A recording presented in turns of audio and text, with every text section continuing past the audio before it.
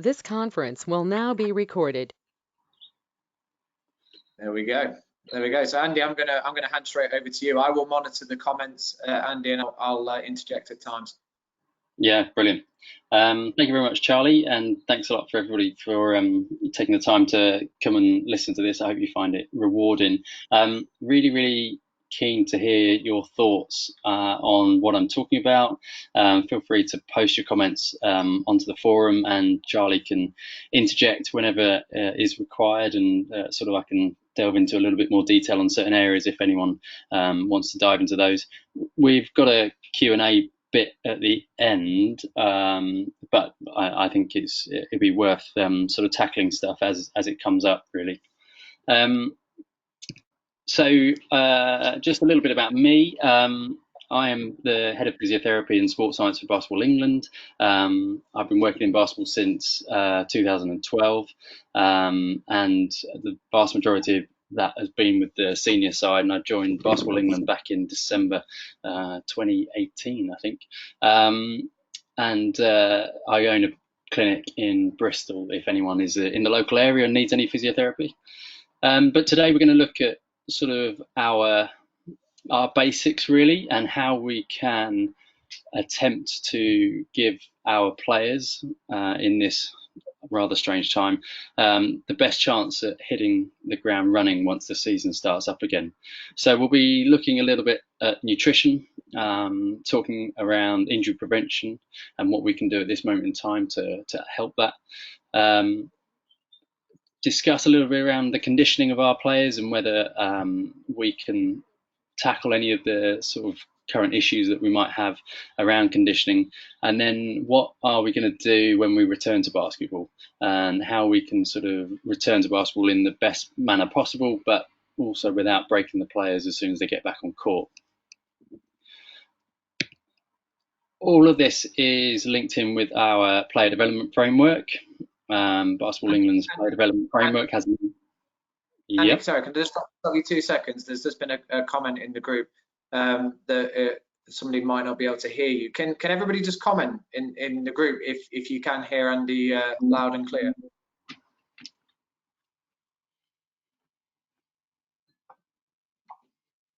Thanks, Kramesh.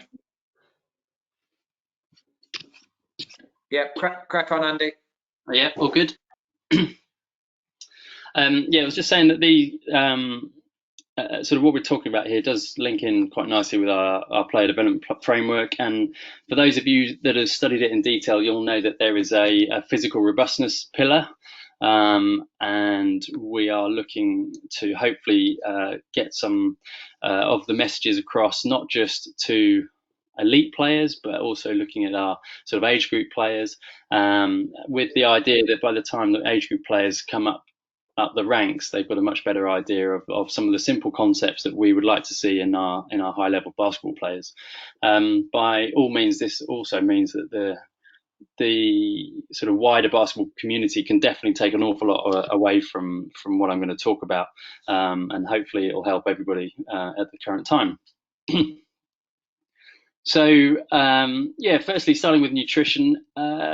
Hopefully none of this is particularly rocket science, really, but it's more a case of just delving into stuff that we as coaches and practitioners can sort of help with, and hopefully we can disseminate some of this information a little bit further down the levels. I like the phrase eating the rainbow. What we're talking about there is our food should be of different colours, and fruits and vegetables come in all sorts of shapes and sizes, and different colours often denote different vitamins and minerals that those vegetables have in them. At this time, we probably shouldn't be thinking too much around extra supplementation. All of the sort of multivits that you get in the shops should contain all of the stuff that you would find in normal portions of fruit and vegetables. And considering our relative low level of activity that our players are currently enjoying, all of their supplementation should just be coming from their normal diet. We should also encourage to continue with a high intake of protein. When we're looking at some of our players, especially our age group players, so sort of under 20s and downward, we know that there are a number of factors that will be occurring at this moment in time. We're having a period of nice weather, which is good, but somewhere deep inside of us, there's some evolutionary thing going on where kids generally get growth spurts in the summer, especially when the weather's quite nice. So all of a sudden, our kids aren't doing as much as they normally would do, whether it's in school, both cognitively and physically, and they're certainly not doing as much on the basketball court. So I suspect an awful lot of our kids will be going through this massive period of growth at the moment. Therefore, protein and carbohydrates will be really, really key to help build muscle, bone, etc., etc. at this moment in time.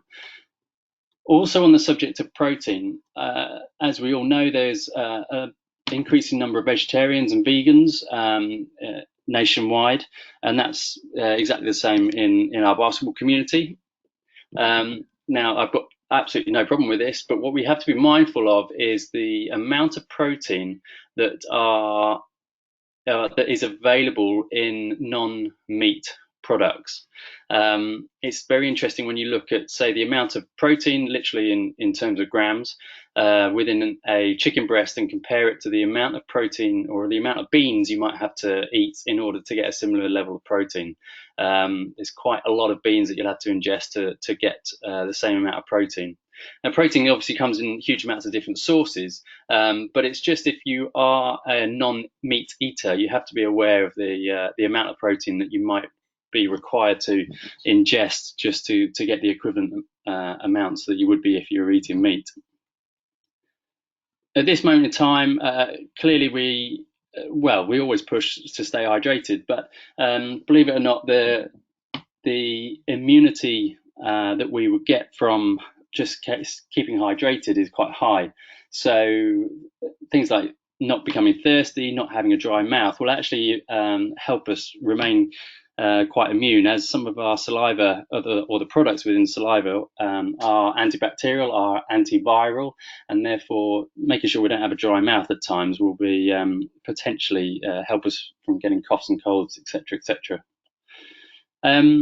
Looking at vitamins, there is a large bunch of evidence to say that when we have coughs, colds, flu-like symptoms, taking extra vitamin C can help us, but we don't have to necessarily do that in the form of a tablet.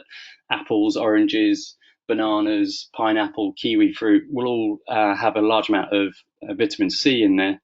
And then on top of that, vitamins such as vitamin D will help boost our immunity. And again, fortunately, we're in a bit of a period of nice weather, so hopefully everyone's topping up their vitamin D stores. On a side note, during the season, we're playing a sport that is predominantly played indoors. Therefore, it's not uncommon to find vitamin D deficient athletes in our cohort. It's just due to the fact that we don't go outside particularly often to play the sport. So if there were to be supplementation or discussions around supplementation in younger athletes, it could well be that the answers come back to vitamin D, actually.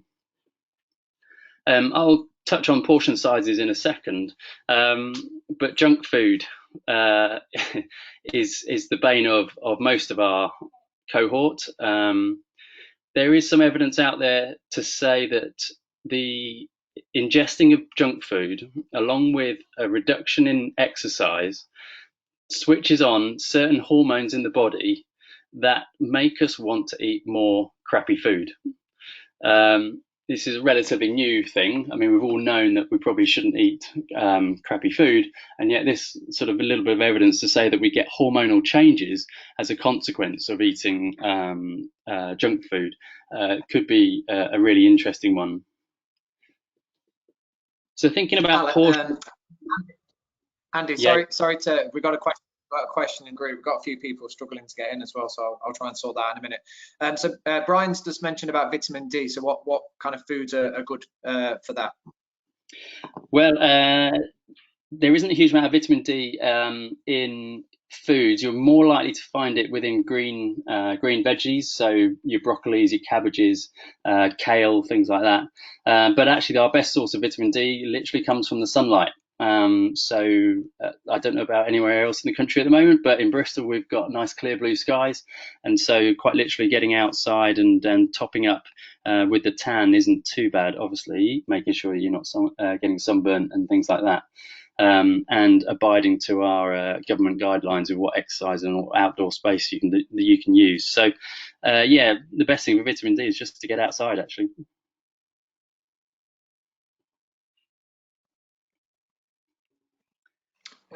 Yes, yeah, Brian's just put fatty fish like tuna, mackerel, salmon. Yeah, there's those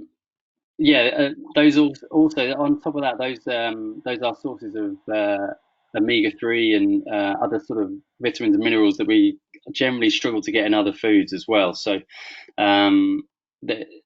what we also should bear in mind a lot with vitamin D, if we're using vitamin D to help boost our bone density, then we'll have to take it alongside of calcium as well. So having a quite a high dairy intake would be wise at the same time. So if we look at portion sizes, again, very, very generic this. Every individual will be different, and it's worth sort of, if athletes are interested in nutrition and diet, especially in the performance side of things, it's well worth discussing with a nutritionist about sort of what foods might suit you as the individual better. And on that note, Basketball England we've just appointed a lead nutritionist, and Sam Barrows will be joining us, and he'll be able to aid people if there are questions on that side of things. But as a general rule of thumb, on a rest day, we probably could reduce a little bit of the carbohydrate intake and boost our vegetable and fruit intake. This isn't a bad shout at this time when we need our immunity to be at its highest. And then on a training day or a game day, then we're probably going to increase the amount of carbs. However, just be mindful that the amount of protein relatively stays the same. And that's due to sort of regenerating and rebuilding some of the cells that we will naturally sort of use and sort of destroy as such as we're playing and training. So we need that protein to stay at a relatively high level. Any comments on that?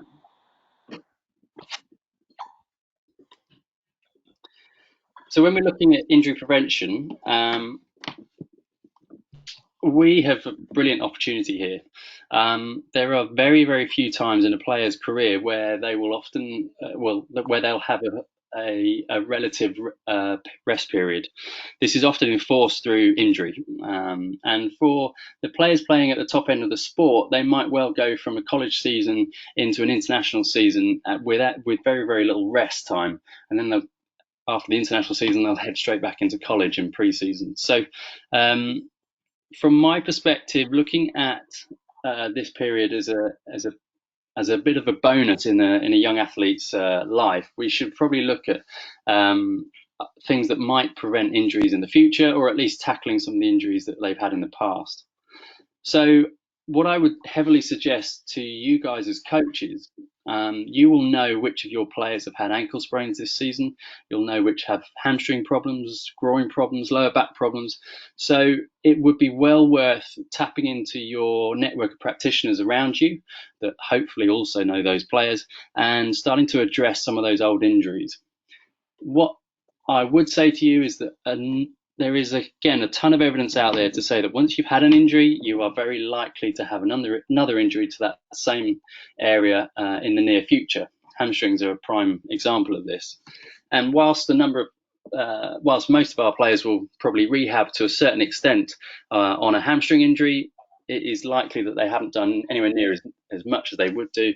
And at some point in the future, they might have further issues with it. So Andy, can I just stop for a second? Yeah. Yeah. Kelson, do you want to unmute? Yeah, hi guys.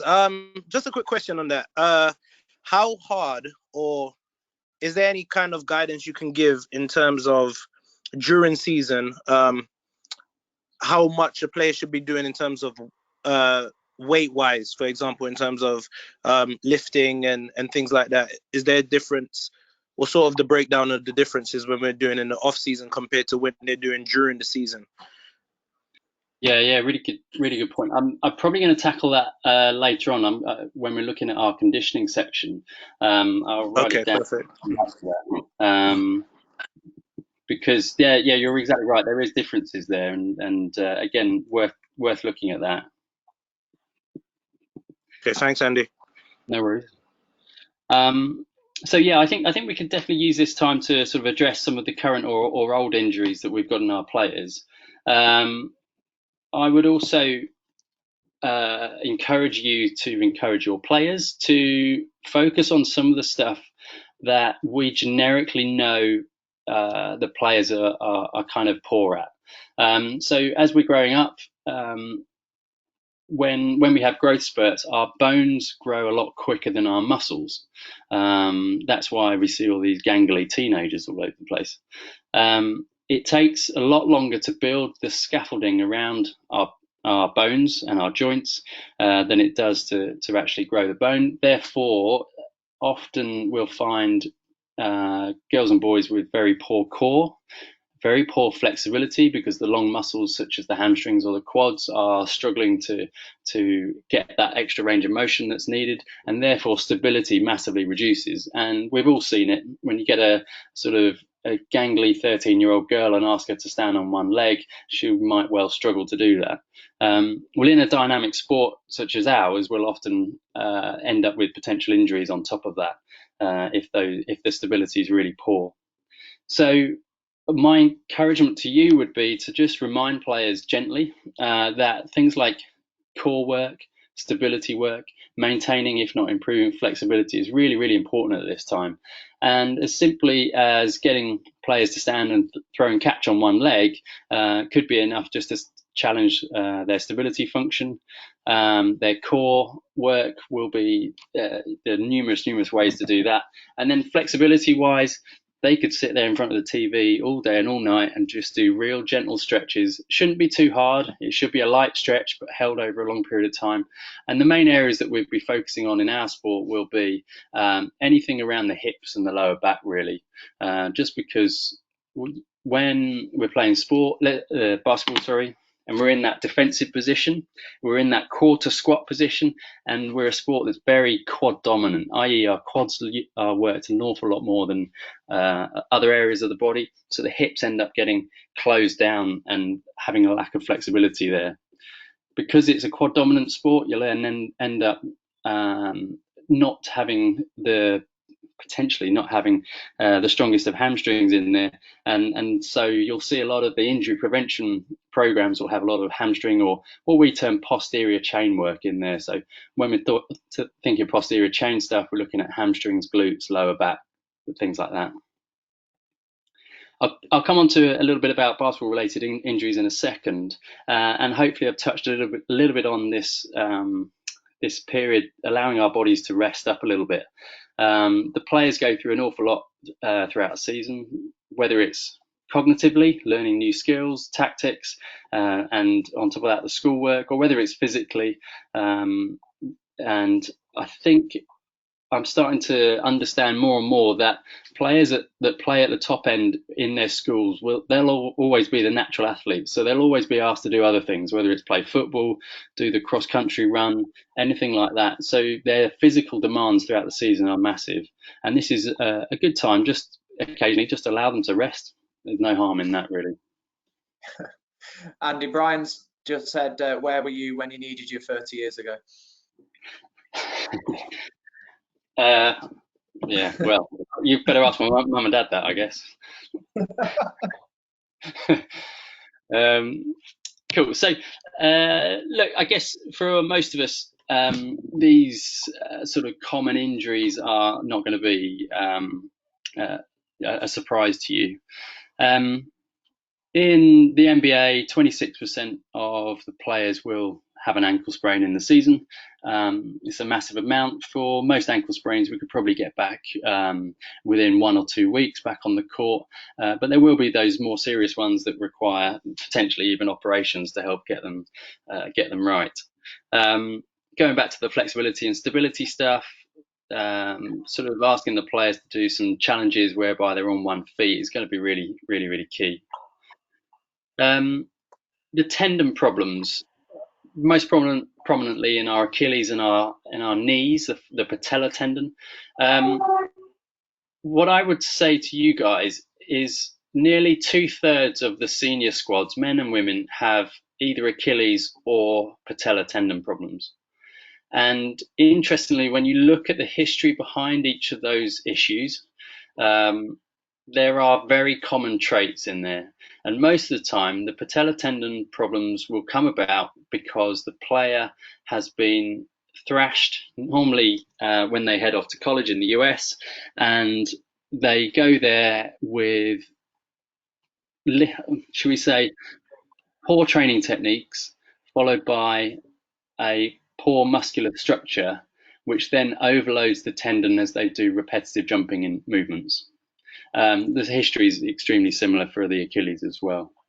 And what we can do at this moment in time is really tackle things in a twofold manner, I believe, anyway. For those players that have got tendon problems at the moment, they have a chance to A, allow the tendon to recover slightly, and then B, do specific loading work where they are building up the muscles that lead to that tendon, hopefully in the long term, giving them a much bigger scaffolding to allow the tendon to do what it needs to do, and therefore reducing the risk of the tendinopathy reoccurring. For those that don't have any tendon problems at the moment, continuing to do designated strength work to the relative muscles that allow that tendon to work properly is going to be really, really key. And we can certainly push, we'll be putting out some information in the next couple of weeks around simple exercises to help those that already have the tendon problem and those that maybe don't have a tendon problem but can do some conditioning work to enable them to reduce the risk of that stuff occurring. I think in the long term, if we as a cohort are able to reduce the amount of tendon problems that we get at senior levels, it will all come from being much better with dealing with tendon problems now when the kids are in their adolescent years than it will be trying to resolve the problems once they become seniors or even professionals. Lower back pain in growing kids is really quite common. If you couple that with a landing and jumping sport, we need to sort of address the stability and the core work and often the flexibility. I'll give you an example. If I'm going to go and pick the ball up off the floor and my hamstrings have little to poor flexibility through there, then I end up overworking my spinal muscles in order to get to that position to pick the ball up. So there will be a lot of knock-on effects from a lack of flexibility or a lack of core stability. And unfortunately, the hinge point tends to be the area that is most affected. Growth-related issues, often we see them in knee and in ankle or Achilles problems as well. Most of us have probably heard of Osgood Slatters, which is where the patella tendon inserts into the shin bone and that insertion point becomes inflamed.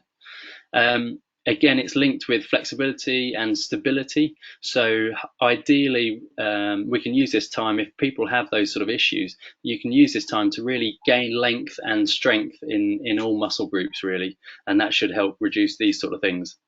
However, be mindful. It is not particularly uncommon for some of the adolescents of this world to put on 6 to 12 inches of growth in a summer period. So if in August, when hopefully we are all released and you see for the first time your squad of 14-year-olds now looking like 15-year-olds and there's one individual that's put on 6 inches, you will have to be very mindful that they won't have the scaffolding around their major joints to potentially support them as best they can. And in that instance, you as a coach will have to hopefully identify that relatively early on and be very mindful of the amount of load that that individual might be able to tolerate. I'll come on to load in a bit, but these are just things to sort of think about. If we've got this extended period without seeing the players, you might well see some of them with quite a big growth spurt happening over the summer. General stability will help all joints, whether it's the lower back and the lower leg stuff, or even coming up into the shoulders. There's a good amount of evidence to say that shoulder problems will often be linked in with poor core stability. So any sort of stability work that you can do will often help all joints in the body. I've rambled on a bit there. Has anyone got any questions on that section as such? Yeah, there's a question from Brian. Brian, do you want to just unmute yourself and pose that question to Andy? Yeah, hopefully you can hear me. Yeah. Just nod if you can. Oh, cool. My question, I mean, I like your little video. It's really useful. I'm thinking of practicality of everybody, players and coaches at this stage for that one. But one thing there we struggle with is understanding frequency and reps. And you know, if it's every other day, if it's every day, those sorts of things. That's where I think we're not savvy enough. Yeah, it's interesting you say that, Brian. I think in our world we just take it as granted that that happens. But yeah, really good point. So yeah, when we're thinking of the amount of work we can do at the moment, especially the exercise that I'm showing there, I'm just moving it's a kettlebell, but you know, you can use anything really around my body, and there's obviously a fair amount of stability work going on in my lower leg. This is a pretty simple exercise. We've got very little impact stuff coming through there, and therefore you could probably do this every day, if not a couple of times a day. As soon as we start getting impact stuff in there where we are jumping, we're landing, we're loading up the joints and the tendons a little bit more, then we'll have to be a bit more mindful of the amount that we can do.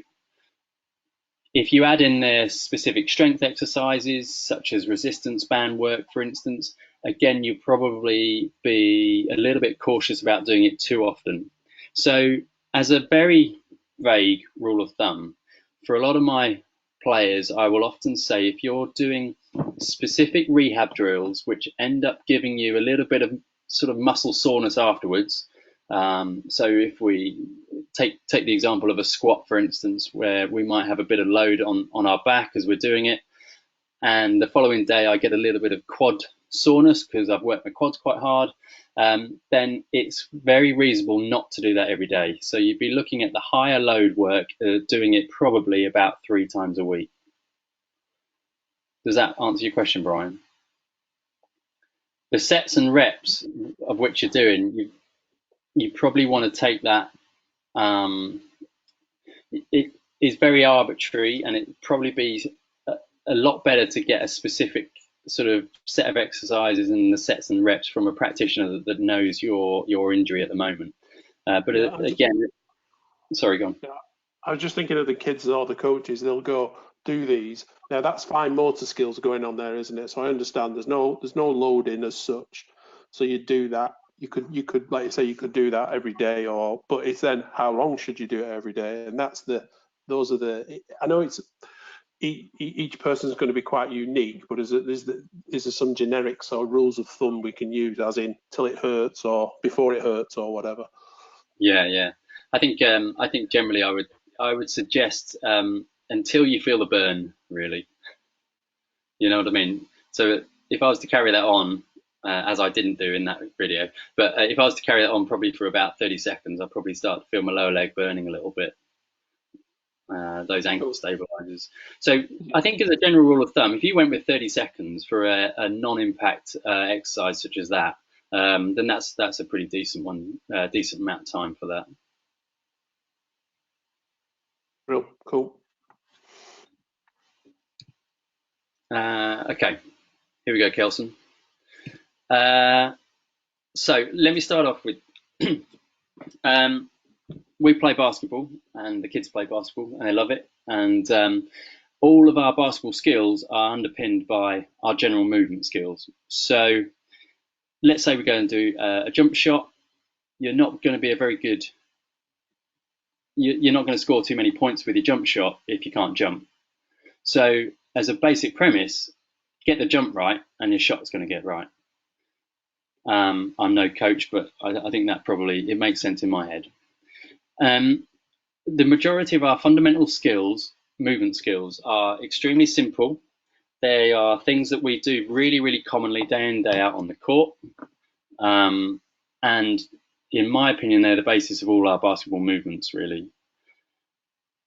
We certainly know that if you've got a very high level of fundamental movement skill, then your risk of injury does hugely reduce. And that's because you'll be able to do squat patterns very well. You'll be able to hinge at the hips very well, therefore not putting your back under too much pressure. And a lot of your stability work will be much, much better in the long run. It makes complete sense, therefore, to try and work on these fundamental movement patterns, and therefore you'll probably see a much better performer coming out of the other end if you're able to do these fundamental skill patterns, movement patterns in a good way. However, during the season, there's kind of not a huge amount of time to be able to dedicate to these sort of things. So for an awful lot of the younger players, given this time off that they're going to have, I think it'd be well worth revisiting a number of these skill movements. So we at Basketball England, we've made a number of videos with Mark Williams's help, where we're looking at some of the movement patterns that we would expect to see in our basketball players on a day-to-day basis. And we will be giving access to these videos over the next few weeks to the national team coaches and disseminating it out from there. But it's just, we're looking at sort of allowing or enabling our players to be able to do these real simple movement patterns, all of which they'll be able to do within their home environment, so that they can really become more robust in the long term. Ultimately, if you're a player and you're injured and you're out for the season because you've busted your ACL, then that's a year of basketball skill that you'll miss out on. So what I really hope is that we'll see, with these fundamental skill patterns, we'll definitely see an improvement in the robustness of our athletes.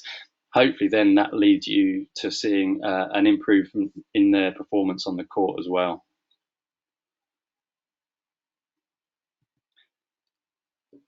Cardiovascular work. I mean, the vast majority of us will go out for runs at the moment with our 1 hour of exercise a day. But what I would definitely suggest to the players is that they can try and make their CV work as basketball related as possible. The sport is multi-directional. It's involving jumps, it's involving accelerations, decelerations, and there is no reason why doing basketball-related movement patterns, even on a park in the middle of London, isn't achievable. And there could be an argument to say that they'll be better off doing these type of patterns where they are working on their acceleration, their deceleration, their change direction, than they would be going out for, say, a 5 or 10K run.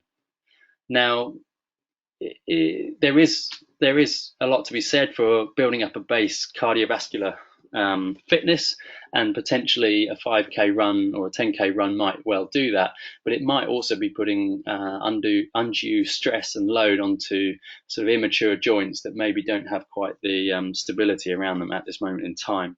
So doing a multi-directional movement such as a T shape, or even a simple shuttle run where you're running to a cone, change direction, and running back again, might be a little bit more applicable to a number of these athletes at the moment. There was also no harm in adding in a ball and getting them to do dribble patterns alongside of some of this multi-directional movement stuff. And of course, we play a sport where we're jumping, so adding jumps and things like that in there will just make sure that the body is more used to jumping and moving as they go along. What I would say, I didn't really touch on it with the tendon stuff, tendons are very used to load, and for most of your players, there will be the players' tendons will be extremely used to jumping and landing. Now that they're not doing so much of that, there can be a little bit of a detrimental effect to the tendon if they're not being loaded in that manner. So part of the conditioning work could well be that they have to do some sort of tendon loading work that might involve jumping, so that the tendons continue to maintain a level of conditioning for the jumping sport. There are no rules of thumb though as to how many jumps you should do, but what I would say is that you want to encourage your players to be very mindful of the technique of their jumping and their landing, so they're jumping and landing in a good manner. Does that make sense to everybody? Hopefully it does.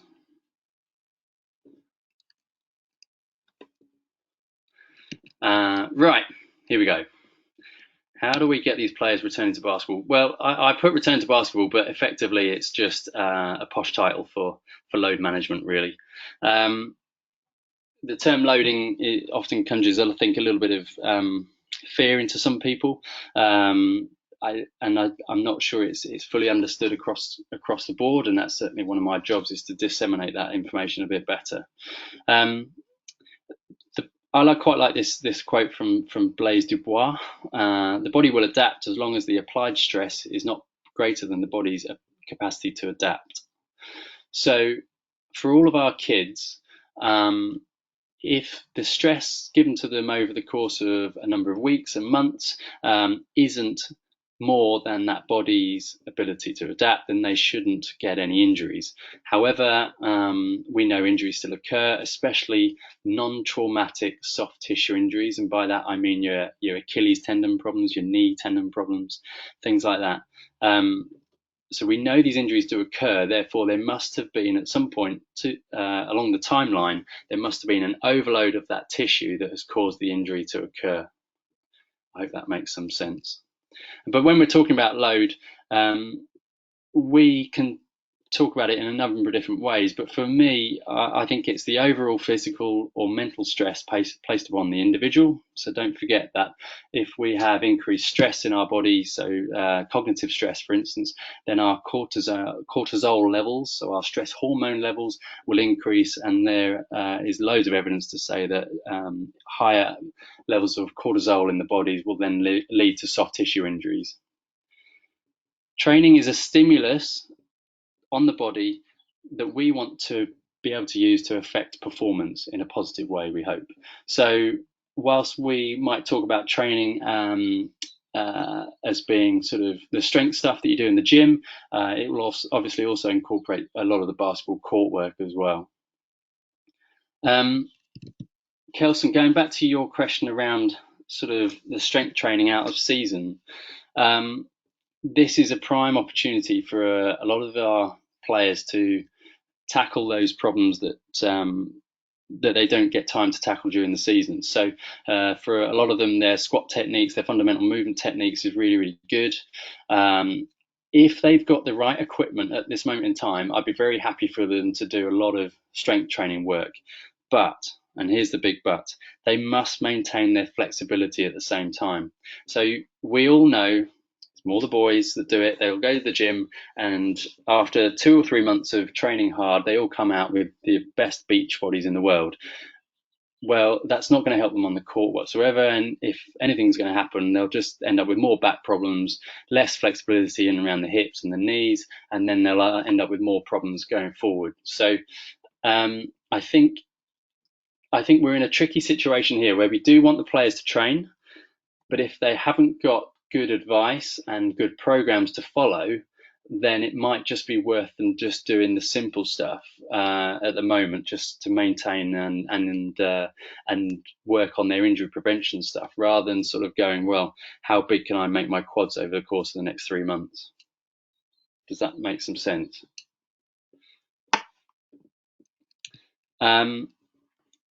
So we monitor load in a number of different ways, but ultimately, if we overload our kids, then they're going to be more prone to injury. As soon as they get injured, that means less court time, more time away from their peers, more time away from you as coaches who are looking to improve their skill set. But we do sort of see if we monitor load and load is used in the right manner, then we'll see a graded increase in the levels of those individuals' fitness. And we would hope that their fundamental movement patterns and movement skills improve over time as well. We don't talk about load in terms of stopping players from playing. It's more a case of monitoring how much they're playing so that they're not going to end up injured. The reason I brought this up now is because I'm very mindful that we could potentially have April, May, June, July potentially off court. So you as coaches are doing all this brilliant CPD stuff. We're doing a little bit at our end, and it's all going to build up to that first day of pre-season. And we all know, we've all seen it, where coaches may go a little bit too enthusiastically into the first training session, and they'll thrash the players with a load of running work and other bits and pieces. And then 2 or 3 weeks later, the individual load on that player has gone through the roof from where they're used to, and then they'll end up with injuries. I'll give you an example. With the senior women's squad, when I was working with them, through our data gathering, we knew that most of the players would be able to tolerate about 3,500 units of load on average across the squad. So in a previous, not the most recent one, in a previous Eurobasket campaign, we were able to inform the head coach of this, and he said, yep, get it. And then at the end of that first week, we had over 13,000 units of load through one individual. That was at the max. 3 weeks later, we had 2 or 3 groins, a couple of hamstrings, all go on us, and all of a sudden the squad was depleted by about a third. And it all could be traced back to the first week where he basically did suicides all week. And that was using our load management, using GPS units and things like that when we had a bit of money back then.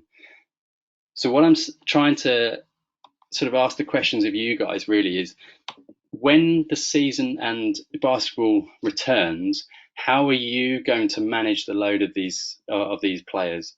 Because what you don't want to do, I certainly don't want to see either, is that 2 or 3 weeks into pre-season, all of a sudden your injury list is going through the roof because the groin isn't used to all that twisty turny movement, or the calf muscle isn't used to accelerating or decelerating and changing direction, etc., etc.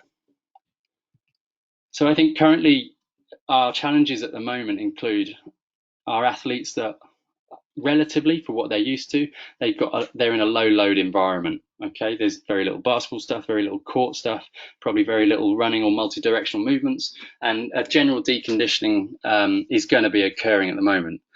Like I said, when we think about it from an injury prevention perspective, it's probably not too bad a thing. The body's going to recover. It's going to be sort of adding layers of protection in the form of muscle around joints. And for a lot of these kids, you'll probably see quite a big growth spurt as well. But there is the potential that we get a little bit of tendon weakness or a little bit of muscle deconditioning, and we're going to have to consider that when we get back into pre-season. You and I both know that we can give all of the advice to our players as much as we can, but ultimately we're not there in front of them to see whether they're doing it or not. So there's going to be an element of trust. If you give your squad a conditioning program to do over the course of the next few weeks, some will do it, some won't do it, and you probably won't know until you see them for the first time on court as to who's doing what or who's done what. Equally though, we don't want to break players as soon as they start back at pre-season just because the kid who has done loads of the conditioning work is in great shape. That doesn't necessarily mean that you have to break the ones that are not in great shape. For some of our players, if their diet hasn't been pretty very good, then they might see an increase in body mass. That will probably affect their jump heights and their movement patterns as well. And like I've said before, the growth spurts might be a challenge for some of us. But potentially, in terms of an injury or injury risk, and please don't take offense from this, but you guys as coaches might be the ones that will be able to manage their injury risk better than the players will. So the first couple of sessions, if you want to do a fitness test to see how well they're doing, I would certainly front load that onto the start of a session, and then do a relatively light court session afterwards, so that they're not doing loads and loads of up and down through the whole of that session. I think the question will arise, well, how can you as coaches help? Well, I think having good and clear communication between you guys to your players around either their previous injuries or and injury prevention, some of the fundamental movement pattern stuff, maybe pointing them in the right direction in terms of conditioning programs, things like that might well help. Being able to utilize other practitioners. So for some of you guys that maybe work in colleges, then your strength and conditioning coaches, your physiotherapists or therapists that are on site, they should have a good knowledge of the players, and I'd hope that they've already implemented some sort of injury prevention program for your players during this time off. And then you guys sitting down with your assistant coaches and your other staff members and really being able to plan pre-season. I fully appreciate none of us know when pre-season is going to start, but at least when it gets going, then hopefully you'll have a great integration with your pre-season plan, so you're not overloading the players too much too soon. And a little bit of a bugbear from me, the use of physical punishments, I think, is still rife in basketball. It was a lot worse when I first started, certainly. But getting players to run suicides because the drill isn't quite working, I think is a little bit old school. And I think when youngsters are doing as much activity as they will be if they're playing at the top end of the sport, adding an extra 5 or 10 minutes just pounding up and down the court probably isn't brilliant for their tendons and their joints. If I was a player, then I think I really need to recognise that this is a time period where, yes, I'm not playing an awful lot of basketball, but it's a really, really good opportunity for me to work on my physical attributes, whether it's my fundamental skill movement or reducing my risk of injury. I've got to be aware of some of the other bits or some of the pitfalls that might be around at the moment, and that is too much food or too much rubbish food, and sort of I need to be aware that if I'm going to decondition, then I need to gradually rebuild myself into a good physical player. So what I mean by that is it's completely fine to have a few weeks off now, but don't panic a week before pre-season starts and go out and try and do loads and loads and loads of basketball, and the individual sort of overloads themselves in that first couple of weeks. And I think there's a player, they need to attempt to try and get on top of the conditioning as much as they're able to, on top of some of the injury prevention stuff, and so that they can move on to the last point where they are preventing injuries in the long term. If by the end of if this time next year we get to playoffs and we've had less tendon problems, less time with players sat on the bench and not playing, then I think we would have utilised this time period really, really well. Any questions on that? I'm sure there was something, unless people are falling asleep.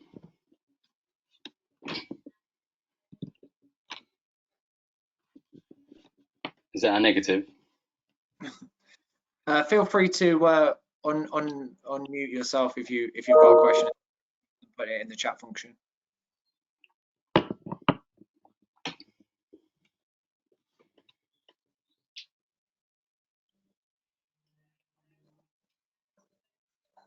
Silence is golden, Andy.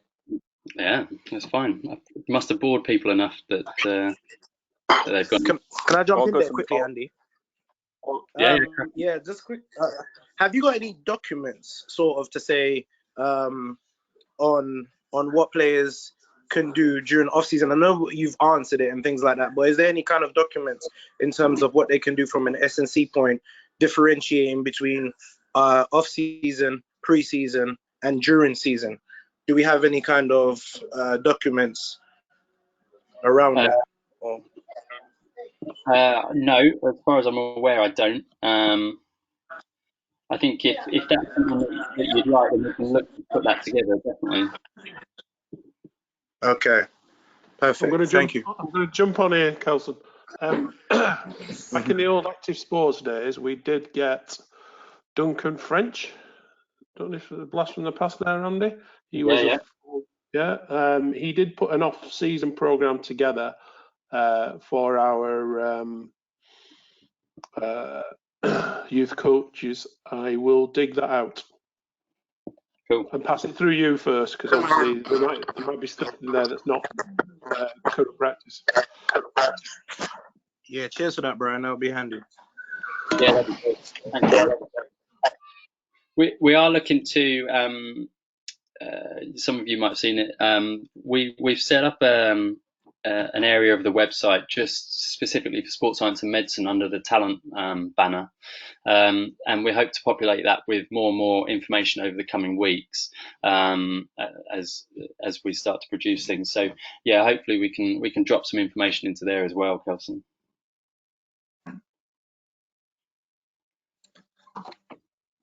Good. Well, we are coming up on the hour. If there's no further questions, I want to first of all just thank Andy for putting the presentation together and obviously for your time, Andy.